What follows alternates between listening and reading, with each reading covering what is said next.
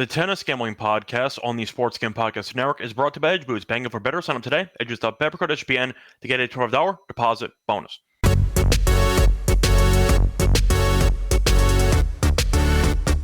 And welcome everybody to the Tennis Gambling Podcast here on the Sports Gambling Podcast Network. It's currently Saturday afternoon, May 24th, around 4 p.m. Eastern Time. The first of two episodes we're going to have today, going through the men's French Open now. We'll do the women's French Open in a few hours. Point is, though, time to get into one of the biggest events of the entire calendar year. It is French Open time. So looking forward to breaking it down. Of course, we have odds on all the quarters. We have outrights for the event, all that fun stuff. We'll get into that in a second. Before we get into the actual breakdown, once again, of the tournament itself, I want to briefly recap what happened in the last episode, both for the lock and dog picks and what happened in the finals in Hamburg and in Geneva.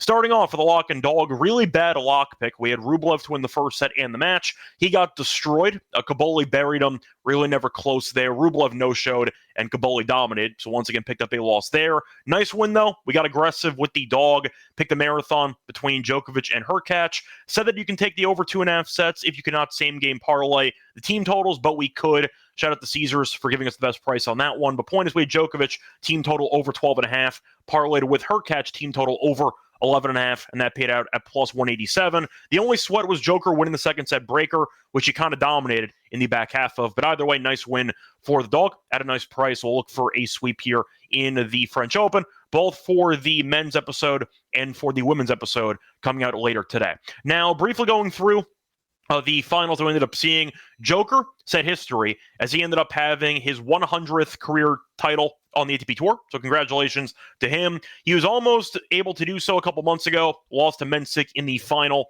of Miami, but he was able to get the job done here the second time around as he ended up beating Hurkacz in a 3-set thriller, and Cobolli ended up beating Rublev in straight sets in the final in Hamburg. The match, though, between Joker and Hurkacz was wild. Hurkacz, I don't want to say choked, but he kind of choked because Hurkacz had not been broken in 3 straight matches and each of the first 2 sets, and yet he was only 2 games away from winning. He was serving up a break at 4-3, hit the first forehand right at the net, into the net, and then eventually ended up punting away the game as Joker had a very impressive get, and he ended up having the nice passing shot to get the break. Eventually ended up winning the breaker comfortably. Both breakers were 7-2. So Joker came back from down a break against the guy who had not been broken in about 3+ matches, got the job done, and eventually did win his 100th title. Congrats to him. Definitely the best player I've ever seen. Best player of all time, in my opinion, and he got to 100. We'll see if he adds any more, trophies to his collection by the end of his career. Cobolli, though, good win. He had no titles entering the season. He's already won 2 on clay this year. Good for him. Solid player. Nice job beating Rublev there in straight sets in Hamburg. Really nothing else to add. I feel like, once again, the main talking point was the Djokovic marathon. The Rublev one was just a complete waste of time because the match was over very quickly. Cobolli beat Rublev in about 1 hour and 28. That was really never close. Hurkacz, though, and Joker had a 3+ hour epic. It was a great match. Hurkacz had 19 aces. He was broken 1 time in the entire match. But the point is, he got broken when he was up a break, 2 games away from winning the title. But still a nice run for him off of the injury, and he definitely made himself, I'd say, I'd say he looked good, just simply put. I mean, you were wondering how he would end up looking over the course of the event, entering the French Open. I'll tell you right now, though, his schedule is absolutely brutal. Hurkacz made the final against Joker, lost in a 3-hour marathon, and then has to play Fonseca in the first round of the French Open. Ouch. That is a rough schedule for Hurkacz. He did not get any favors from the random drawing. So we'll see what happens moving forward for Hurkacz, but he looked healthy. We know that he's a top 10 caliber player, top 15 caliber player, and his ranking has slipped because of injury. Nice to see him playing well, though, even though he should have won the match itself. But either way, nice win for us, for the dog. We'll look for a good run here in the French Open. Anyway, time to get into the French Open. Starting off with the actual reminders, though, for the network. We do have a great discount code right now for the merch store. So if you go to the merch store right now and you use the code DGENS at checkout, 20% off everything in the merch store. So whether it's a Tennis Gambling Podcast shirt, an MLB Gambling Podcast shirt, NBA Gambling Podcast shirt, you get the drill. Point is, every item is available at a discount. Check out the merch store with the promo code DGENS at checkout for 20% off everything in the store. Plus, a reminder, hit the like button, subscribe to YouTube, and a reminder, you can also leave a rating and review on Spotify or Apple. Podcasts available in both of those locations. So once again, you can find the audio version on Spotify or Apple, or the video version included on YouTube, but you can show some support, like and subscribe on YouTube, leave a rating and a review on Spotify or Apple. Time to move on to the French Open preview. Starting off with the recent winners, of course, Alcaraz won last year in that fifth set against Zverev. You saw Djokovic beat Ruud the year prior. Ruud ended up losing to Nadal the year prior. Ruud has made the finals 2 of the last 3, but he was never really close to winning. I believe he lost both those matches in straight sets. Joker beat Tsitsipas in the 5-set marathon, and you saw Nadal beat Djokovic the year prior. So point is, we've seen similar faces. Alcaraz, though, did win his first French Open title last year in a fun marathon against Zverev. Joker, we know, is, I'd say, past his prime, but he just won a title. We'll see if he can win again. Probably not, but who knows? He has won the title in 2 of the last 4 iterations. Nadal did retire, so there you go. Point is, it should be a pretty fun tournament. You have a couple of players who are priced well ahead of everyone else. I'd say mostly Alcaraz and Sinner. We'll see what happens in this one. Should be fun, though. For the history, really not much to talk about unless you want to make a case for Zverev or Ruud, because they have been good in years past. But for the most part, Alcaraz winning's not a shock. He's the best clay player in the world. We saw him beat Sinner in his last match in the final in Sinner's backyard over there in Rome. Think that Alcaraz is the worthy favorite here. Pretty cheap price. It's not Nadal who's minus to win the event, but he's like plus 120, which I think makes sense. Anyway, time to move on into the first quarter of the French Open. You have the Sinner quarter. Now, Sinner, of course, is the favorite. He's around minus 225 in some spots. Once again, shop around. A ton of books do have the lines for the first quarter, etc. So don't forget to check out different books, trying to mix and match and finding the best price available. Line shopping is key for French Open futures. Keep that in mind. So Sinner, minus 25. These are lines from DraftKings, by the way. Draper is plus 550. Fees is 14-1. De Minaur is 16-1. Rublev is 18-1. Fonseca 20-1. You have Mensik at 20-1 as well. You have Fekina at 25-1. Leshka 28-1. You have Hurkacz fresh off the title at 28-1. De Gier is at 65-1. Monfils 65-1. You kind of get the point. So first of all, for any long shots you might be tempted by, Hurkacz I thought about, but once again, Fonseca into the first round after having a 3-set marathon in the event right before the French Open. Really bad spot for Hurkacz. He's also in the immediate section as Draper, which is not ideal. I think the long price for Hurkacz actually makes sense. I'm not going to chase on that. If he had a week off after making the final in Geneva, I'd consider it. But having a massive 3-hour marathon on Saturday and then turning around to play Fonseca about a day or two later, not a great spot. I'll pass on Hurkacz there for the long shots. Lehecka, he looked good against Cerundolo. Then he lost to Echeverry, so I'm not going to take him either. For the main questions, though, for the quarter, am I going chalk? Because 225 for Sinner, who's played 1 event since suspension. Yes, he made the final. Yes, he looked good, killed Ruud, and then lost Alcaraz in straight sets. Do I think he's worthy of being that big of a favorite? I think the answer is yes, but I found a better price. I found minus 188. I'll take it. I think it's going to be a pretty top-heavy quarter here. Sinner's draw is pretty favorable. Does have Rinderknech in the first round, who he should dominate. He has Ottmane or Gasquet, which should be another easy win for him. He's in the same immediate section as either Fekina or Lehecka. Could be an interesting battle there in the second round, but I think that Sinner destroys whoever wins that match. And then you're looking at what could be Jari, Fees. They have a matchup in the first round, could be fun, or Rublev. I think Sinner is going to coast to the quarters, I'd say minimum, of this actual event. So based on that, give me Sinner to make a deep run. Think he's going to, once again, look the part of being an elite player. He looked good in his first event back. I know that he didn't finish the deal, but we know Alcaraz has had his number recently on the tour. Besides Alcaraz, though, seems like nobody can beat this guy. Give me Sinner at minus 188. But I am going to take somebody else just in case Sinner is not in great form. He's also not been that amazing in the French Open before. Did lose to Alcaraz in 5 last year in the semis, but the point is before that, not really the greatest French Open player. We know that he made a leap, though, so he has been the best player in the world for about a year plus, and maybe that will carry over into this event again for the second straight year. But based on that, though, I do think it's worth taking somebody else just in case. Give me Draper as well at 750. Draper, we saw make the final in Madrid, did lose a 3-setter to Ruud. He's been good this year, though, and I do think that his overall talent is undeniable. He's a top 10 caliber player. The concern with Draper, though, is durability, but I do think his draw is pretty favorable as well. Has Bellucci in the first round, Monfils or Deli in the second round, which could be interesting if it's Monfils. Monfils barely played for the last couple of weeks, and not exactly the greatest form Monfils in right now. Hurkacz potentially in the third round could be Fonseca. I think Draper would beat him. I think Draper actually beat Fonseca a couple of months ago, I think. Point is, though, Draper, I think, is in a pretty decent spot. You could argue that Dimenauer has a chance, but to be honest, I don't see it. I think Dimenauer would lose to Sinner. Sinner's owned him, historically speaking. But I do think that Fonseca is a guy who you could argue is going to be a popular upset pick or a popular Cinderella pick. I don't see it. There's no value on Fonseca in any of these events, but you're looking at them facing off this year, Indian Wells, and Draper beat him 6-4, 6-0. That was hardcore. This is Clay. I get it, but Draper, I think, is the better player, and I do think 750 is a good price for a guy that made the final in Madrid, and it looked very good throughout the entire event. So for me, give me Draper here at 750. I think you're looking at a spot for him to potentially make the matchup, hypothetically, against Sinner interesting. I think Sinner's going to win, but I'm not going to take him by himself. Give me Draper with him at 750. Moving on to the next quarter. This is the Djokovic quarter. A very popular, I'd say, upset pick quarter because you have a pretty interesting pairing of favorites here.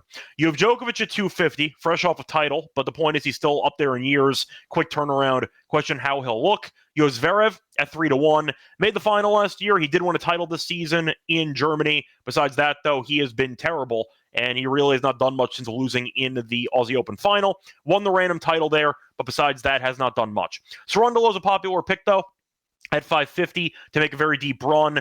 You know, Djokovic beat him in 5 sets and ended up retiring after that. I believe that was last year. Point is, though, Cerundolo is a popular choice to make it to the semis at 550. Medvedev's at 10-1. You have Felix at 14-1. Dimitrov at 16-1. Arnaldi, 18-1. Greek Sport, 25-1. Cobolli, 30-1, fresh off the title in Hamburg. You have Nori at 40-1. You kind of get the point.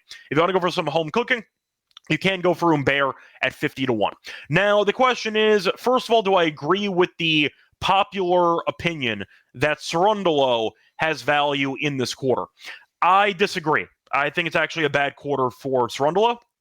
I understand the argument is that Djokovic and Zverev can be very, I'd say, underwhelming at times, especially this year for Djokovic. And I do think that based on the spot, I understand why people would be, I'd say, scared of Djokovic or Zverev in this event. However, Cerundolo's draw is really not that great. Diallo's in the first round. He should win that, but Diallo we saw make a pretty decent run in Madrid a couple weeks ago. Point is, though, the courts here are slower than Madrid. Think Cerundolo should win, but Diallo's not exactly a pushover in the first round. Then Greek Sport probably in the second round. Not an easy matchup there either. Then Dimitrov in the third round. Then potentially Zverev in the fourth round. And then we're looking at Djokovic in the quarters. That's a horrible draw. I really don't understand the appeal for Cerundolo. I'd understand it if he had a couple of really bad clay players in the first couple rounds. But once again, the potential path for him is Diallo, Greek Sport, Dimitrov, Zverev, then Djokovic. That sucks. That's a horrible draw for Cerundolo. I see no interest at all in taking him to win the quarter here. Don't see it. I think it's a spot where he might look pretty decent in a match against either Dimitrov or Zverev, and he's owned Zverev in the head-to-head. But that's a really bad draw for Cerundolo at that price. I need much more than 550. I can't take that. I got to pass on Cerundolo. Medvedev I'm going to pass on, not good enough on clay. Felix has been a head case ever since he had a good start to the season. Dimitrov has had some durability issues. Might look decent, might end up beating Cerundolo. I don't see him winning, though. Joker's owned him, and I don't think he'll beat Zverev either. So I'll pass on Dimitrov. Arnaldi is too cheap at 18-1. Wouldn't take him anyway. Greek Sport's draw is not great either because he would inherit the Cerundolo draw if you beat him in the second round. Point is, though, all roads go back to chalk here in the second quarter. I'm going to go with Joker, and I'm going to go with Zverev. I think 250 and 3-1 are two good prices. I think at least one of them will be in the quarterfinals. Good enough for me. 250 for Djokovic and 3-1 for Zverev is the way I'll go about betting this quarter. Once again, Cerundolo, I would have considered, but the price is too short and the draw is not good enough. And based on that, I don't see many guys that really impress me in this quarter. Dimitrov I'll never touch. You're looking at Medvedev, who is not good enough on clay, and Felix has been really bad lately. So, yeah, that's basically it. Mentioning the quick draw there for Djokovic, though, out of curiosity, if you were wondering. Joker does have McDonald in the first round, then probably Moutet in the second round. Could be interesting, but he'll beat Moutet. Then potentially Shapo in the third round. Once again, an easy draw. Medvedev in the fourth. It's a really favorable draw for Djokovic, which is why I'll take him in this section. Think that his price is actually pretty good for his draw. For Zverev, has Tien in the first round, who's tricky on hard court, but not on clay. You're looking at potentially De Jong or Pizarro. De Jong can maybe make a set interesting, but Zverev will beat him. Then Cobolli maybe, or Felix, or Cilic, or Arnaldi. Really tough quartet of players there that might kill each other, but Zverev should get the scraps. But you're looking at, once again, I think just significantly easier draws for Joker and Zverev compared to Cerundolo. I'm not interested in Cerundolo. Give me the chalk here. Give me Joker at 250 and give me Zverev at 3-1. Quickly checking the comment section, though, for the live stream. Reminder that we do live stream the episodes, so you can jump in the comment section, and I will read it. So looking at the comment section here, starting off at the top, I see Matt stopping by. Thanks, Matt, and I see you again. See D. Johnson stopping by again. I see Mike excited about Joker winning his 100th title, and he's also happy that he took the team total over parlay for Joker and Hurkacz. Besides that, Joe's roasting Rublev, deservedly so. I mean, 6'4", 6'2" is embarrassing, and he got destroyed. So, Joe, you're not wrong there. Cobolli killed him. Definitely right there. Joe is mentioning the stitches, how much he'll need. I don't know. Good question. I don't know. You could bet. I'll tell you what. You can set the over/under line on the stitches, and I'll get back to you on that one. But I don't know the exact answer in terms of the exact figure. I see Mike asking about Nishikori. Is he live? Maybe to win a round, but besides that, Nishikori, no. He's well past his prime. Durability's not there. The issue for him has been injuries. Grand Slams, of course, 3 to 5 sets. He's going to run out of gas. It's kind of how it goes, and I feel like Nishikori might win a match. That's basically it. Maybe he can win a match, but that's kind of the ceiling I have here. Does have a matchup against... I'm sorry, let me just see who he's supposed to play against. I think he dropped out, actually, because I don't see him being listed. I see he was supposed to face off against Alcaraz, so I was half joking about the Nishikori thing. I'm pretty sure he withdrew. So you have Zeppieri, actually, who I think ended up filling in, or I got to actually check that. Did Nishikori drop out? I think he did drop out of the French Open. But let me just quickly see if that's accurate, just for the sake of being right here. Yeah, he dropped out 11 hours ago. He had back pain. So to answer your question, is he live? No, because he's not playing. So there we go. Nishikori will not be in the main draw. He got injured again. What else is new? And had to drop out with back pain. Moutet is apparently live, according to Joe. Look, Moutet made a pretty interesting run last year, and he actually won the first set against Sinner before getting killed in the final 3 sets. He's the French guy. He'll make it interesting, very unorthodox, and of course the crowd will get involved with his antics. Maybe he can make it interesting. I think I'll put it this way. He might win a couple rounds, but I don't see him making a Cinderella run all the way to the quarters or anything. But he's fun. I'll keep an eye out on his matches. I see Mike agreeing that Joker has a pretty good draw. Once again, you're looking at I'd say, perfect draw. You want what could be a very straightforward collection of matches in the first 2 or 3 rounds. Joker has that. So I can see him winning in straight sets, less than basically 2.5 hours on court for all 3 of those rounds. And at that point, he's coasting. So I do think it's a good draw for him besides that. But yeah, either way, point is Nishikori, we'll never find out if he could give Alcaraz a run for his money. Unfortunate, but unfortunately, he got injured again. So either way, time to move on into the ad read. We are brought to you by our sponsor, which is Edgeboost, because the first ever bank account for bettors. A reminder that they will ensure that all your transactions gambling related are approved. No use fees and open balance or cash rewards as well. 100% approval for opening deposits. Sign up today.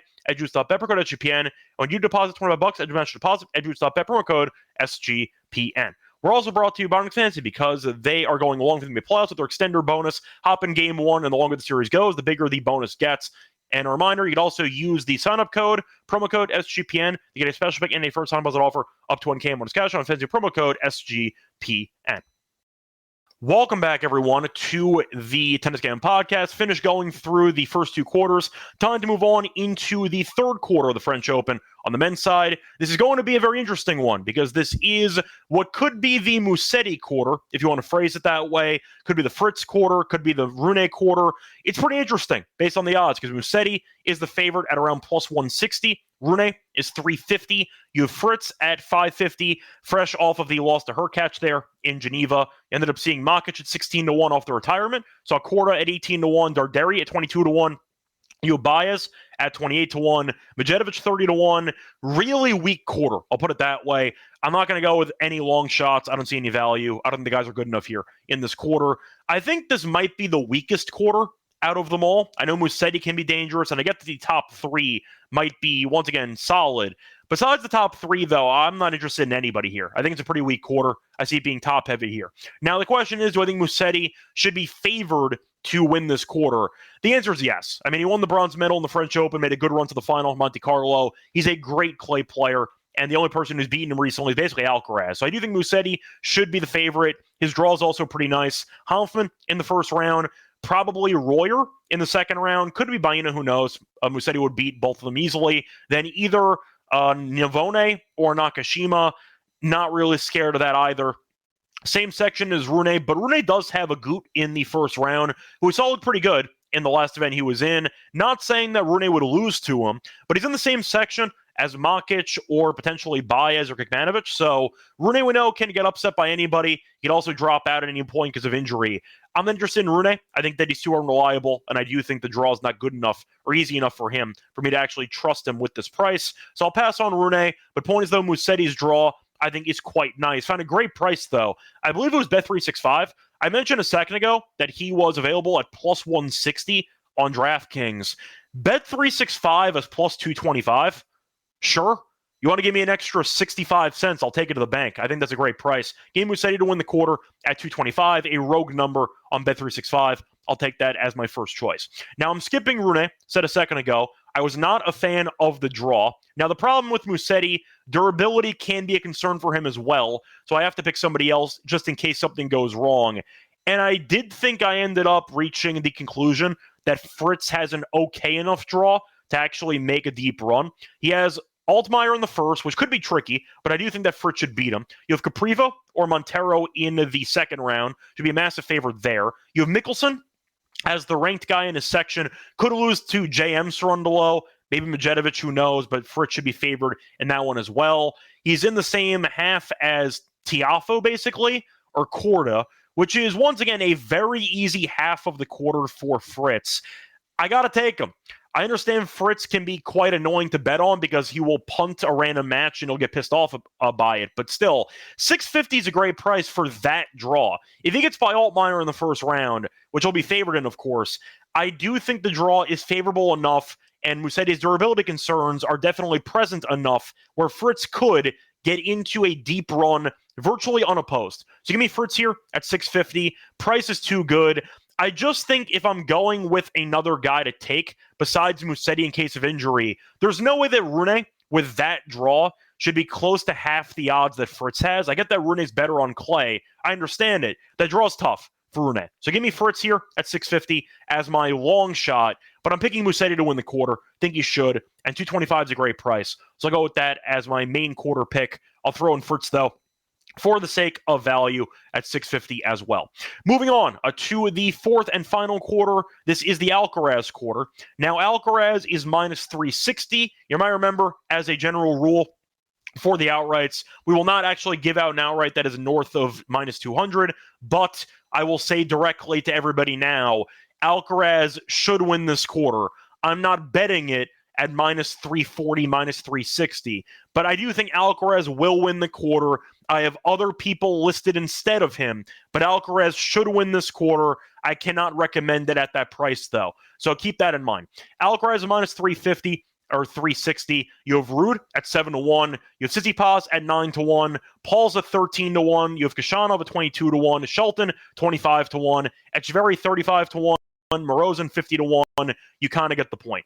So you're looking at what's pretty chalky, as Alcaraz and Ruud and Tsitsipas and Paul should be the winners of the quarter, at least one of them better make it into the semis. Now, when I say one of them, it's a 90-something% Alcaraz, but still. Point is, I don't see any long shots here either. Think it'll be pretty straightforward. For the draw for Alcaraz, it's actually pretty favorable. Does have a spot against Zeppieri. Supposed to be Nishikori, doesn't matter who's actually playing against him. He'll coast. Moroz or Nardi in the second round. And then you're looking at what could be Perricard maybe in the third round. Perricard, if the serve's on, can maybe win a set and a breaker, but in reality, Alcaraz is coasting for the entire 3 rounds. Then you're looking at Shelton or Tsitsipas, potentially. We know Alcaraz owns Tsitsipas, and Shelton's got no chance on clay. So Alcaraz is going to be coasting for basically the entire quarter. However, said before, I can't take it at that price. Give me somebody else just in case. I will go with chalk. I'm going to go with Ruud, who I think has a chance at 7-1. He'll lose to Alcaraz most likely, but the draw, once again, is not that bad. Ruud does have Ramos Vinolas in the first round, then Borges or Jacquet. Papiron is his main opponent there in his immediate section. Not too bad. And then he'd have to face off against Paul, who he could end up beating. But either way, point is, I think for the sake of the value in this quarter, I'm not taking Tsitsipas. No chance I actually trust him. Give me Ruud at 7-1. I know that he's made the final here 2 of the last 3 years. We know that he never wins these titles. Can he make the semis? Sure. He's made the semis multiple times here in the French Open. I think it's possible, and I do think 7-1. After winning a title in Madrid, first ever 1,000 title, maybe there's some confidence there. Give me him at 7-1 just in case. And last but not least, I'll go with the guy who's actually given Alcaraz some problems over the years. Not as much recently in terms of winning, but there have been some competitive sets in there, and Paul's definitely, I'd say, shown that he can push Alcaraz to the brink for a fun competitive match. Not really the case on clay, but I'll go with Paul at 16-1. Just like the price a bit too much. Once again, I'm skipping Tsitsipas. I'm skipping all the other long shots, and I really just can't take Alcaraz at 360. So I'm picking Alcaraz to win the quarter, but based on the pricing, I'll go with 2 longer shots instead. Not going to bet a lot on these 2, just a slight sprinkle. But give me Ruud at 7-1, and give me Paul at 16-1. I'm picking Alcaraz. I cannot recommend a bet on that at 350. Give me those 2 guys as my long shot picks in case Armageddon happens in that fourth quarter. Now, moving on to the actual outrights to win the event. Now, the question is, will I go with anybody as a serious long shot? I have one guy. That's it. For the favorites, though, you have Alcaraz at plus 100. Shop around again. You have Sinner at 225. You have Djokovic at 12-1. You have Zverev at 18-1. Musetti 25-1. Ruud at 28-1. Draper's at 40-1. Rune's at 40-1. Fees at 60-1. You have Tsitsipas at 65-1. You have Paul at 80-1. You kind of get the point. I'm not picking any of these long shot guys. On a separate note, Fonseca has the same odds as Medvedev and Fritz, and he's playing Hurkacz in the first round. These books are awful when it comes to setting prices on Fonseca. These lines are atrocious. And if you're betting Fonseca at 80-1 to win a Grand Slam with Hurkacz as his first round match, you got to seek some gambling help because that's horrible. Keep that in mind. You should not be betting Fonseca at any point with these odds in Grand Slams. I get he might be a future top 10 guy. The future is not now. Keep that in mind. 80-1, the same price as Fritz and the same price as other proven commodities, and he has Hurkacz in the first round? Like, that's an insanely bad number. Want to mention that. Think it's a really bad price in general, and you should never be betting Fonseca in any of these Grand Slams. Anyway, point is, do I think any of the other long shot guys have a chance? No. I think it will be a top-heavy event based on what I said for the quarters. Am I picking Alcaraz? Yes, I am. I'm going to. I think that the odds make sense at plus 120. Won the title last year. I know he lost in Barcelona to Rune, but besides that, saw him win Monte Carlo. We saw him look very good in the other events he was in on clay. He looks great. I got nothing else to add.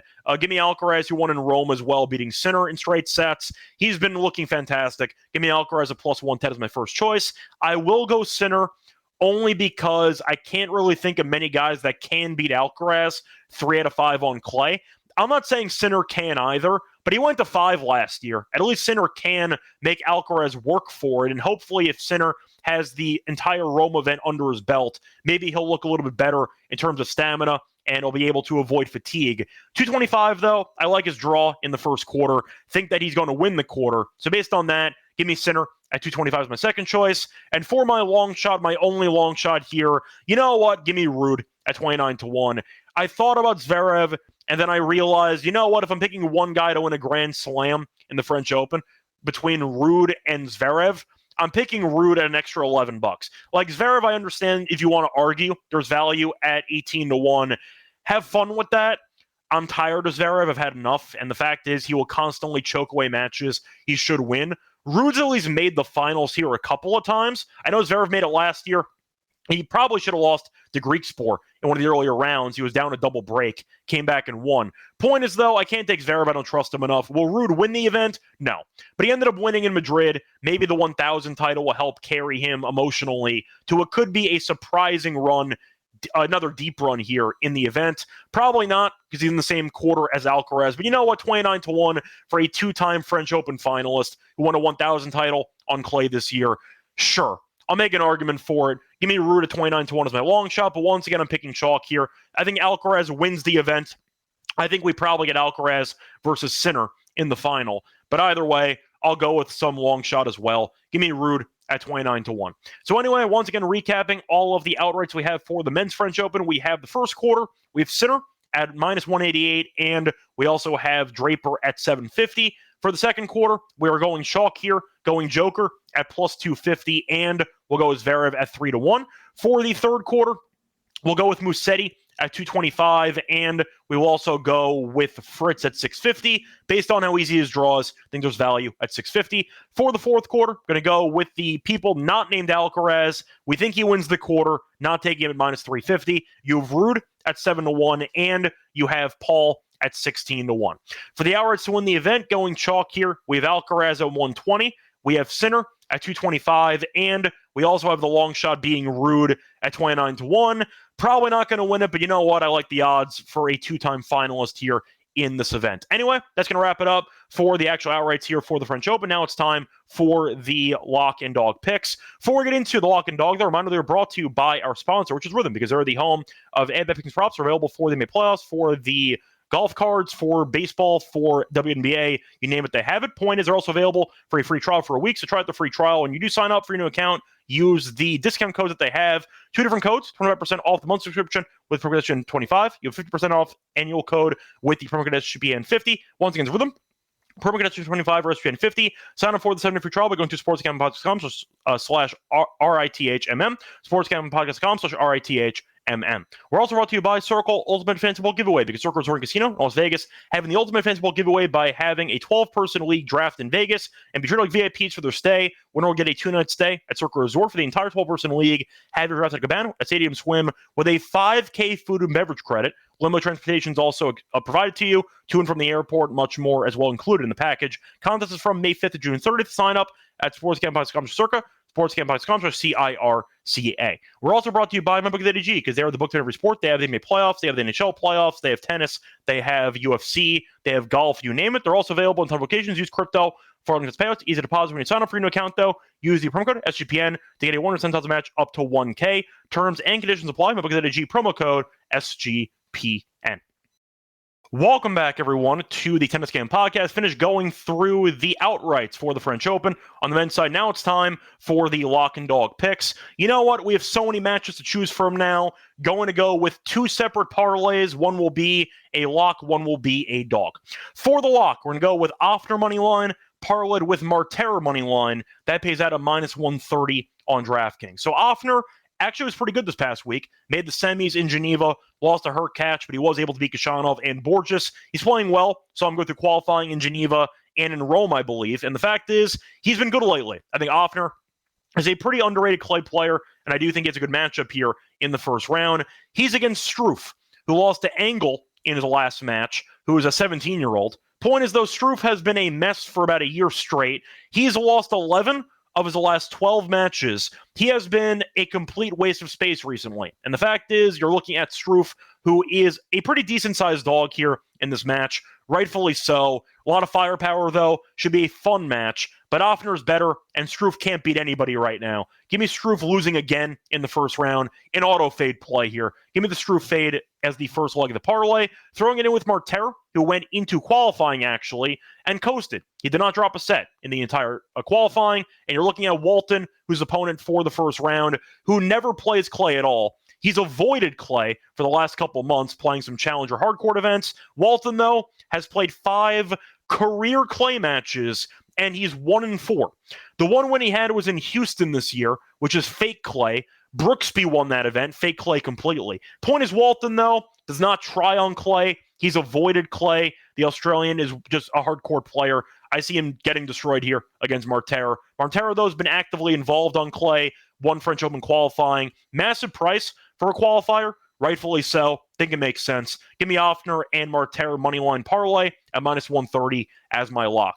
For my dog, though, I am going to go with pretty decent chalk for the first leg. Sinner in straight sets was -450. Couldn't do that. Alcaraz was a massive favorite too. Give me Draper in straight sets against Bellucci. Parlayed with Brooksby and Faria. Give me the over 3.5 sets there in that one at +122 as the parlay price for my dog. Draper has been in great form recently. We saw Draper make the final in Madrid, did lose to Ruud, but still made the final. He's won 8 of his last 10 clay matches. He lost to Alcaraz last match. He's been very solid this year on clay. Bellucci, though, despite being Italian, is a really bad clay player. He's lost 5 straight clay matches. He's not been close in any of them, basically. I do think Bellucci will get destroyed in this matchup. Brooksby, though, has also, even though he won the Houston title, he has not been winning comfortably on clay recently. First of all, Houston's fake clay because he immediately went to some challengers on clay and got destroyed. But point is, Brooksby has lost at least 1 set in 7 of his last 8 clay matches. Faria, though, has also been dropping sets left and right.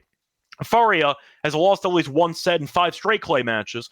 Both guys also have different play styles. Brooksby, we know, has a minimal number of firepower, but he's very consistent, and he definitely loves to rally. Faria has a ton of firepower, no consistency at all, but a very nice serve and a good forehand. So I see a pretty interesting clash of styles here.